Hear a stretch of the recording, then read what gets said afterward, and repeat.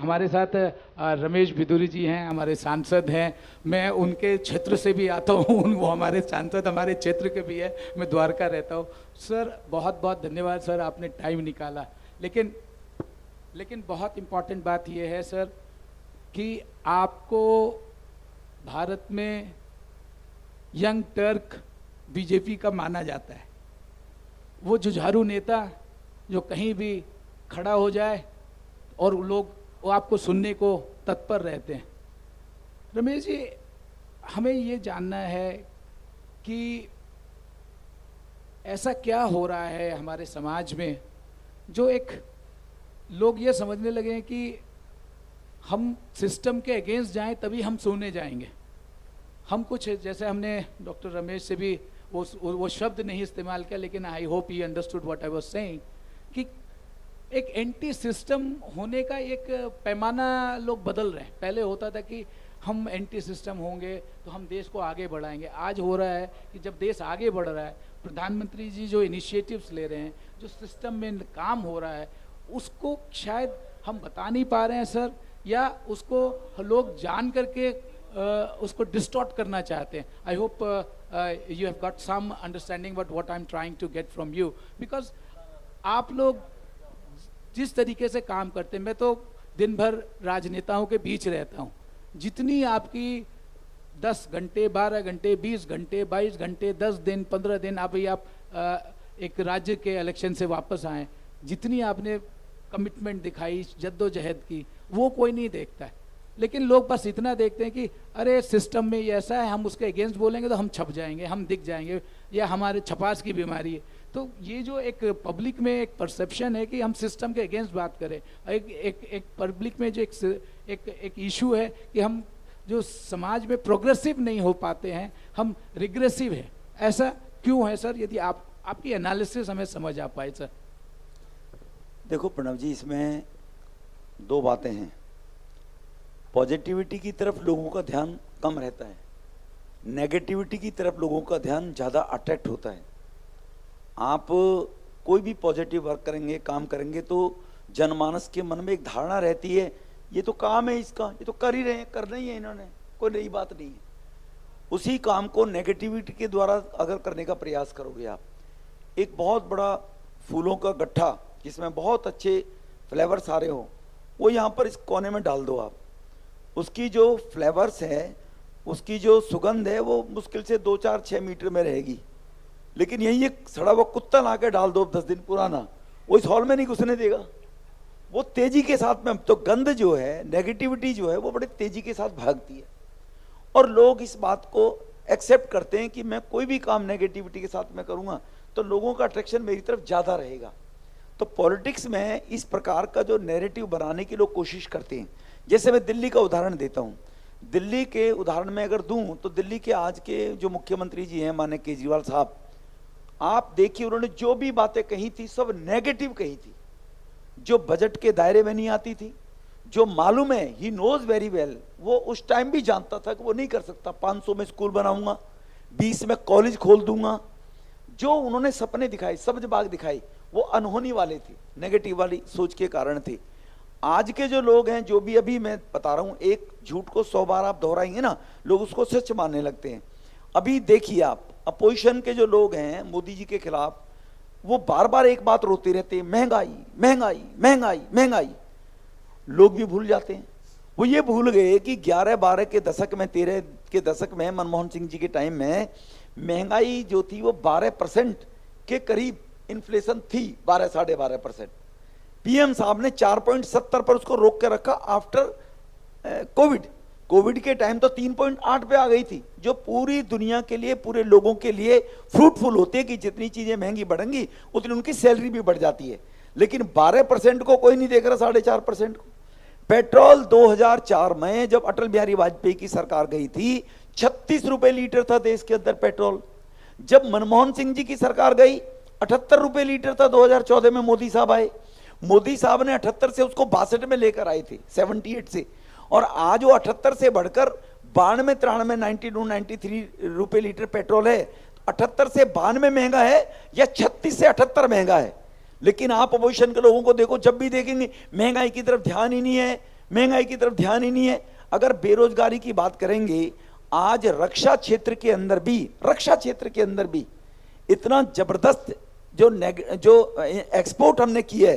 पहले 1900 करोड़ रुपए का केवल एक्सपोर्ट किया था रक्षा क्षेत्र के इंस्ट्रूमेंट पे, 1900 करोड़। आज आप डाटा निकालिए तो 12,000 करोड़। क्या इससे रोजगार नहीं बढ़ा होगा? 12,000 करोड़ के एमिशंस वगैरह, औजार रक्षा के क्षेत्र में जो भी टैंक वगैरह, गाड़ियां वगैरह जो भी भारत इंपोर्ट कर रहा है, कहां 1900 और कहां 12,000 8 साल के अंदर। हमारे देश के अंदर 5 राज्यों में मेट्रो चला करती थी। मेट्रो 1991 के अंदर आई थी प्रणव भाई। अटल बिहारी वाजपेयी ने सीलमपुर से बस अड्डे तक मेट्रो का उद्घाटन किया था, शीला जी मुख्यमंत्री बन गई थी, पहली मेट्रो जो देश में आई थी। 14 तक 5 राज्यों में मेट्रो चल रही थी। आज 20 शहरों में, राज्य गलत कह गया मैं, 20 शहरों में आज मेट्रो देश में दौड़ रही है केवल 8 वर्ष में। 20 शहरों में मेट्रो की अगर गति बताओगे तो जहां केवल 248 किलोमीटर के लगभग पिछले 10 साल में मेट्रो बनी, और आज मेट्रो 777, 248 से 777 किलोमीटर मेट्रो राज्य शहरों के अंदर दौड़ रही है। तो इस प्रकार से जो देश की प्रगति हो रही है, और जो आपने ये कार्यक्रम रखा है कि अमृतकाल 247 आपने जो नाम दिया, वो निश्चित रूप से आज भारत उस अमृतकाल की तरफ चल रहा है। जो वो गरीब वर्ग था, वंचित, उपेक्षित, अपनी इच्छाओं के प्रति ललायित, उनकी तरफ ध्यान ही नहीं किया देश का। मैं ये नहीं कह रहा कि पहली सरकारों ने, पहले लोगों ने कुछ किया ही नहीं, किया, लेकिन जितना किया जाना चाहिए था शायद वो उतना करने में नाकामयाब रहे, उतनी मेहनत करने में नाकामयाब रहे। उसी का एक कारण बन गया कि लोगों में अब जो, जिनको तुम समझाना चाहोगे ना देशवासियों, वो समझ रहे हैं देश 2047 में वर्ल्ड पावर की तरफ बढ़ रहा है, वो समझ गए। लेकिन जिनको समझना ही नहीं है, जिनको मालूम है, उनको कोई समझा भी नहीं सकता है। लेकिन 125 करोड़ की आबादी में उनकी संख्या मुश्किल से 2 या 4 हजार है जो समझना नहीं चाहते हैं। लेकिन 125 करोड़ लोग देशवासी समझ गए, और उसका प्रत्यक्ष प्रमाण है कि 2014 में देश के प्रधानमंत्री मोदी साहब जब आए थे, तो 2019 में जब आए तो उससे ज्यादा प्लस में सीट लेकर लोगों ने उनको मैंडेट दिया प्रधानमंत्री जी को। आज मैं कर्नाटका में था, अभी मेरे पास भी एक जिला था हासन, वहां पर 2 सीट थी, जो सीट हम जीत गए। कभी भी जिंदगी में पहली बार बेलूर और सकलेशपुर कभी भी भाजपा नहीं जीती थी जी। मुझे भी परमपिता परमेश्वर की कृपा रही कि वहां से वो जिस सीट पर मैं, वो भी जीत गई पहली बार जी। तो आज जब उन लोगों से हम बात करते थे, तो वो स्टेट की जो प्रॉब्लम्स हैं, स्टेट के अंदर जो लीडरशिप है, उससे तो खफा थे। लेकिन जब उनसे बात करो 2024 की, नहीं ऊपर देंगे, बढ़ा देंगे, मोदी साहब को देंगे। आज देश में शायद लाल बहादुर शास्त्री जी के बाद, नेहरू साहब तो जब देश आजाद हुआ था, बच्चा बच्चा जानता ही था, चाचा जी के नाम से प्रोजेक्ट किया गया था जी। तो आज अगर बच्चा 5 साल 7 साल के बच्चे से भी घर में पूछोगे, तो हर माँ बाप बच्चे को पहला मोदी जी की फोटो दिखाकर और मोदी जी को जरूर याद दिलाते हैं। मोदी जी की फोटो बच्चों के सामने पेश कर दो, आप तुरंत पहचान लेगा मोदी बाबा, ये लोग बोलते हैं। तो ऐसा नहीं है कि आज जो नेगेटिविटी की तरफ लोग जा रहे हैं, या नेगेटिविटी को सामने परोस कर लोग वो पॉपुलरिटी गेन करना चाहते हैं, वो विलुप्त तो हो गई है। लोग समझ रहे हैं इस बात को, वो भले ही खुश होते रहे अपने आप में। उत्तर प्रदेश का हाल देख लीजिए आप, अखिलेश जी के जितने भी बयान आप देख लीजिए, अखिलेश जी के मिसयूज हुआ, मशीनरी का मिसयूज हुआ, अभी मेयर हमारे बनकर आएंगे, अभी पंचायतों में पता लग जाएगा। अब बताओ 17 मेयर बने, 17 के 17 सुपड़ा साफ हो गई जी। तो इसीलिए पॉजिटिविटी क्या है, समझने वाले लोग ज्यादा हैं, लेकिन जो समझदार लोग हैं वो न्यूसेंस लोगों के साथ में चलते नहीं है, चुप रहते हैं, बुराई नहीं लेना चाहते। लेकिन पॉजिटिविटी सोचने वाले लोगों की संख्या ज्यादा है, और वो समझते भी हैं, रिएक्ट नहीं करते, लेकिन समय आने पर उसका जवाब जरूर देते हैं। तो ऐसा नहीं है कि लोग नेगेटिविटी की बातें करते हैं तो उसको लोग ज्यादा पकड़ते हैं, ज्यादा देख रहे हैं। लोग इस बात को देख रहे हैं, देश भली प्रकार से देख रहा है। आप ये देखिए ना, 47 करोड़ लोगों के खाते खुल जाना बैंकों में, कभी सोचा किसी ने? 9.5 करोड़ 60 लाख परिवारों में गैस कनेक्शन दे देना। मैं आपकी गैस की ही बात पर आता हूं। सिलेंडर 2012-13 में सिलेंडर की कीमत, जो घरों में गैस एलपीजी उपयोग होती है, उसकी कीमत 955 रुपए थी। 450 रुपए, 425 रुपए सब्सिडी थी। सब्सिडी के कारण वो लोगों को 550 रुपए मिल रहा था। आज सब्सिडी खत्म कर दी। जो 2014 में कीमत 950 रुपए थी, वो बढ़कर केवल कितनी बढ़कर आज 1135 या 25 रुपए का सिलेंडर है। कितनी बढ़ी है 10 साल में? 200 रुपए नहीं बढ़ी। अगर भारत सरकार इसी प्रकार से 500 रुपए सब्सिडी देती, तो 10 साल के इतिहास में इतनी तेजी के साथ में गैस के दाम कभी जो बढ़ने की कहते हैं 11, वो 500 से 1100 गिराते हैं, लोगों को गुमराह करने की कोशिश करते हैं, लोगों को ये अलग कि 500 रुपए सब्सिडी दे रहे थे भैया, आप रेवड़ी बांट रहे थे। प्रधानमंत्री जी ने क्या किया, और सब्सिडी का नुकसान देखिए आप। मैं आपका थोड़ा टाइम तो लगा, मुझे आपको लग रहा होगा ज्यादा ले रहे हैं। सब्सिडी मैं भी लेता था, डॉक्टर साहब भी लेते थे, क्या जरूरत थी मुझे सब्सिडी की, क्या जरूरत थी प्रणब जी को सब्सिडी की 500 रुपए। आज सब्सिडी दी जा रही है जिसको जरूरत है, जो नीडी है, गरीब आदमी है, वोट बैंक के लिए, सबको खुश करने के लिए नहीं। और इन्हीं देश के 1.25 करोड़ लोगों ने 1.25 करोड़ ने स्वेच्छा कहा नहीं, हम अपनी सब्सिडी छोड़ते हैं, गरीब की बेटी को भी सिलेंडर मिलना चाहिए, गरीब के घर में भी सिलेंडर जाना चाहिए।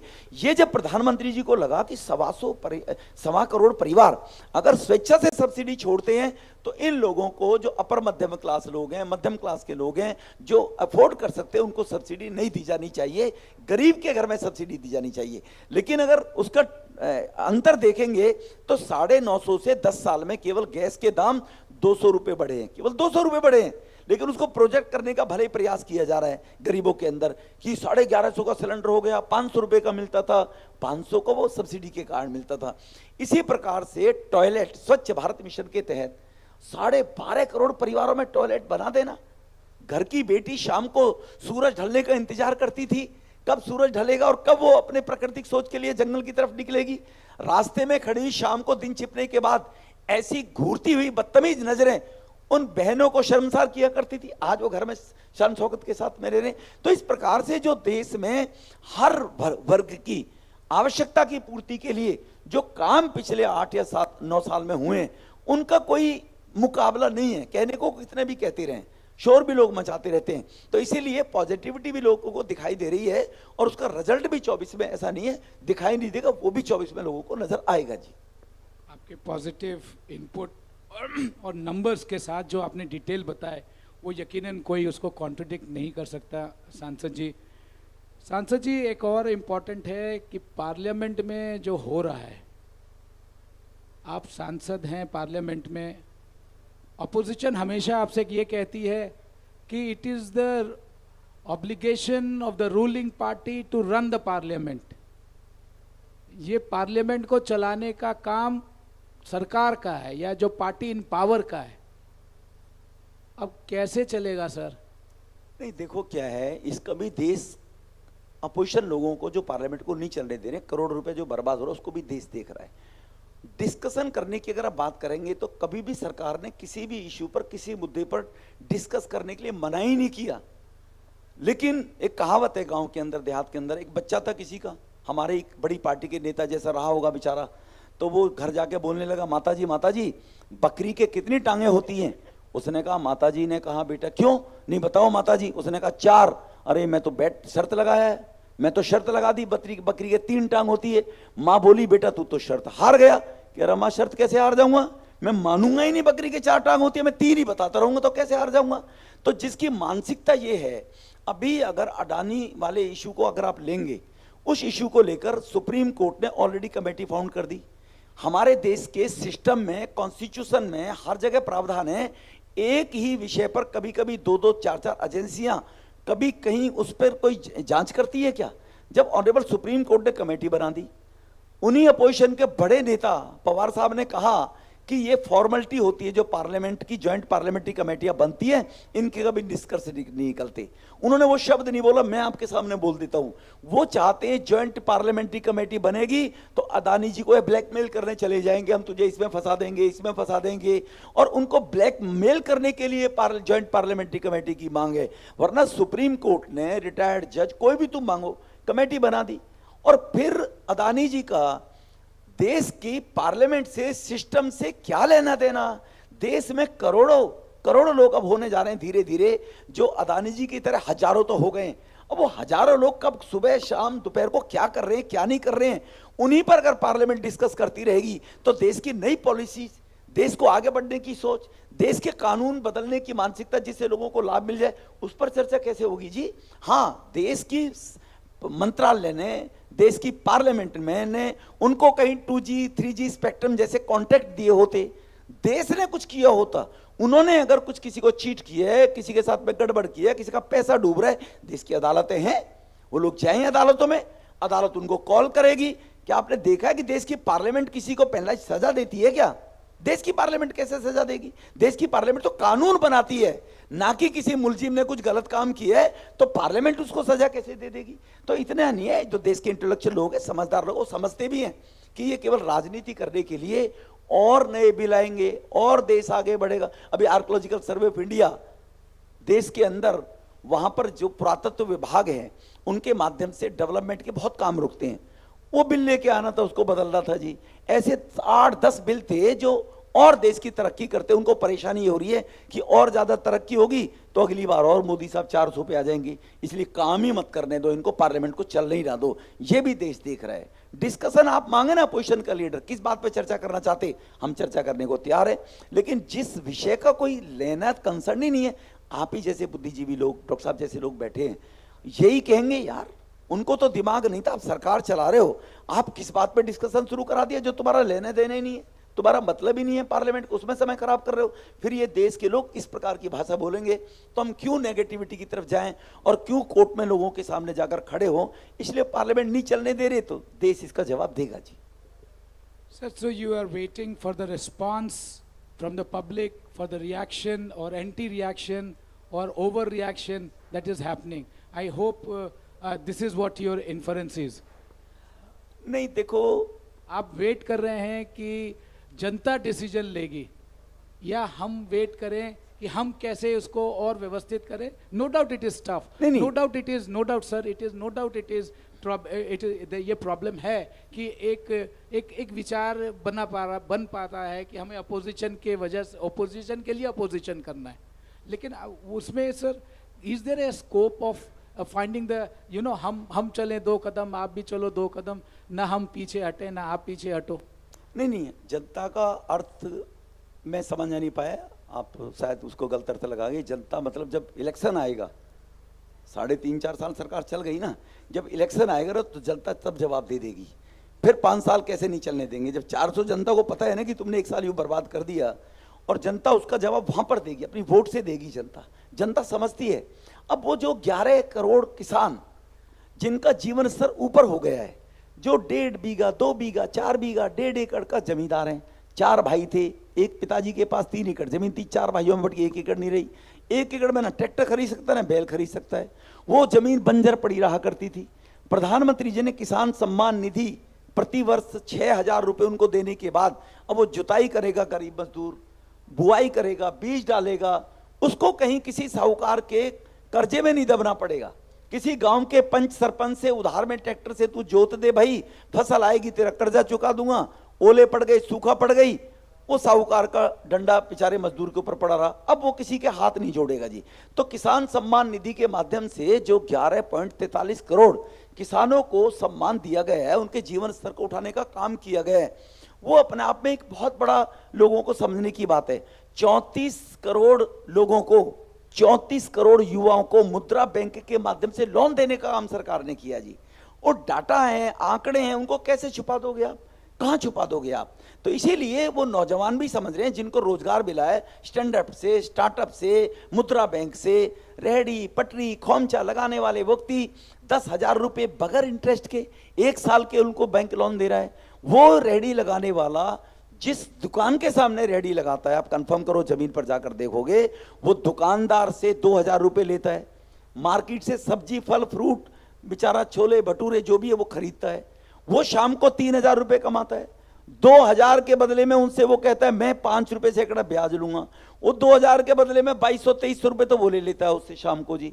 उस बेचारे को 500 रुपए बचे, अब उसको 2,000 रुपए मांगने की जरूरत नहीं। स्वनिधि योजना जो प्रधानमंत्री जी लेकर आए और जिससे आज कम से कम भी 80 से 90 हजार, लगभग 12,000 रेहड़ी पट्टी वालों ने तो दिल्ली में लोन लिया है। साउथ दिल्ली पार्लियामेंट में कम से कम 3800 लोगों को 10,000 रुपए स्वनिधि। तो इस प्रकार का जिसकी जो आवश्यकता है, सरकारों का काम है कि हर व्यक्ति की एक्सपेक्टेशंस जो होती है उसकी आवश्यकता की पूर्ति उसके अनुकूल होनी चाहिए, ना कि उसकी विलासिता की चीजों के लिए होनी चाहिए। उसका पेट भर जाए, सम्मान के साथ में जीवन जिए, ये काम भारतीय जनता पार्टी की सरकार मोदी जी के नेतृत्व में मोदी जी द्वारा कर रही है जी। फेयर इनफ सर, ये आपने डेटा और नंबर के साथ अपनी जो विचार रखे वो शायद इसका लोग मूल्यांकन करेंगे। और सही कहा आपने कि जब 24 में मूल्यांकन होगा तो दूध का दूध और पानी का पानी हो जाएगा। आप हार से नहीं डरते, आपको विश्वास है, आपको लगता है कि आपने जो काम किया उस पर ज़रूर मोहर लगेगी। यकीनन सरकार काम कर रही है। यदि सरकार काम नहीं करती तो सेकेंड बार कैसे आती? यदि सरकार काम नहीं करती तो ऑप्टिमिज्म कैसे आता? और शायद यदि देश को $5 ट्रिलियन इकोनॉमी बनना है तो और सारे पॉजिटिव लोगों को बनाना पड़ेगा, और नेता और नेतृत्व दोनों की बहुत बड़ी भूमिका होगी। मैं माफ़ी चाहूँगा, मेरी एक बैठक है वर्चुअल, नड्डा जी 5:50 पे बोलेंगे, मैं ज़्यादा समय नहीं दूंगा। लेकिन एक बात मैं ज़रूर कहूँगा, जो किसानों के नाम से भी गरीबों पर राजनीति करते हैं लोग, वो याद करें कि 2014 में जब मोदी साहब आए थे 1300 रुपये क्विंटल गेहूँ था जो सरकार ने पेमेंट की है। आज 20-21 रुपये प्रति क्विंटल के 21 रुपये प्रति क्विंटल से उनकी कीमत गेहूं की दी जा रही है। इसी प्रकार से अगर मैं चावल की बात करूं, राइस की बात करूं, राइस की एमएसपी 1310 रुपये से बढ़ाकर 2040 आज गरीब आदमी ले रहे हैं। 1.5 गुना प्रधानमंत्री जी ने बढ़ाने की बात की। जो प्रधानमंत्री ने बात की केवल खोखले वायदे नहीं किए थे, उसको पूरा करने का, जमीन के ऊपर उसका लोगों को प्रत्यक्ष रूप में लाभ देने का काम किया है इस सरकार ने। तो इसीलिए हमें इस बात से कोई इनको सेटिस्फाई नहीं करना, पोजीशन के जो 500 लोग हैं, 10 पार्टियां हैं, हमें इनको सेटिस्फाई नहीं करना, ये कभी सेटिस्फाई होंगे नहीं। हमारा काम है 125 करोड़ भारत के लोगों को सेटिस्फाई करना, उनकी अपेक्षाएं, उनकी आकांक्षा के अनुसार सरकार काम करे, और मोदी साहब वो काम कर रहे हैं जी। बहुत बहुत धन्यवाद सर। मैं आपसे 2-4 मिनट और लूँगा सर, और बिल्कुल 4 मिनट। मैं अपने ऑर्गेनाइजेशन, जब मैं ये विजन टेलीविज़न शुरू किया था तो मेरे साथ 3 कैमरामैन थे सर, आज 2 हमारे साथ हैं। मैं चाहता हूं सर आप उनका सम्मान करें। देवा है और निहाल सिंह है, इन्होंने 20 साल लोगों के लिए, बड़े बड़े चैनलों के लिए काम किया, लेकिन जब हमने उनसे रिक्वेस्ट किया कि आप हमारे प्रोग्राम में आइए और हमारे साथ जुड़िए, जब 7 साल पहले सर मैं कहीं नहीं था, तब ये हमारे साथ खड़े हुए थे। आज मैं उनका सम्मान करना चाहूँगा, देवा और निहाल।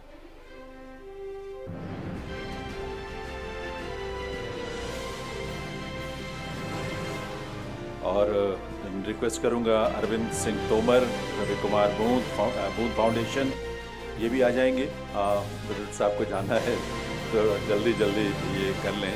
अरविंद सिंह तोमर, रवि कुमार बूंद फाउंडेशन जो है हमारे स्पॉन्सर्स में से एक है। और अमित जी, ये हनी बी का वर्क करते हैं, काम करते हैं। अमित गौड़ साहब NST के डायरेक्टर और IGNCA में डायरेक्टर कल्चर को लेकर उन्होंने अपनी बात कही आपके सामने। और साथ ही आर्य कुमार मुकेश जी, जो कि ऑनरेरी सेक्रेटरी हैं बार काउंसिल ऑफ दिल्ली के और senior advocate Delhi high court, उनका भी सम्मान इस अवसर पर। और इन सब के लिए एक बार आप सबकी तरफ से तालियां ज़रूर बजनी चाहिए। करतल बने रमेश विदोड़ी जी समय निकालकर इतनी व्यस्तताओं के बीच यहाँ आए, कुमार मुकेश जी और साथ ही रमेश गौड़ जी, इनका इस सेशन में जिनकी उपस्थिति रही। रमेश जी, आज जो मैं प्रोग्राम कर पाया, इसमें बहुत सारे लोगों ने निस्वार्थ भाव से हमें सपोर्ट किया, और हमारे साथ आज जो उद्घोषक है जैनेंद्र जी हैं। और जैनेंद्र जी के बारे में सर मैं इतना ही कहूँगा, सर मैं जैनेंद्र जी के बारे में इतना ही कहूँगा कि प्रधानमंत्री के जो मन की बात है, ये उसके कोर टीम में है सर।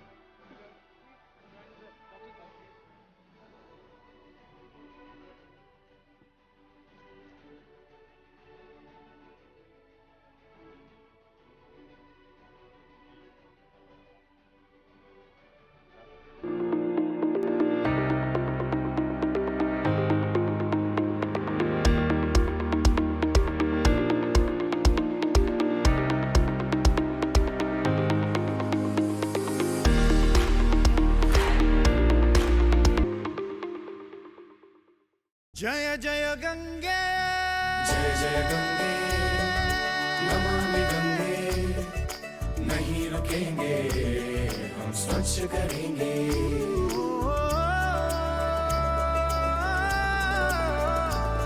तू युग युग से बहती आई, तूने ही हमको पाला है। तेरी उंगली पकड़ चलना सीखा, जीवन तूने ही संभाला है। तेरा कर्ज चुकाना है हमको, कर्तव्य निभाना है।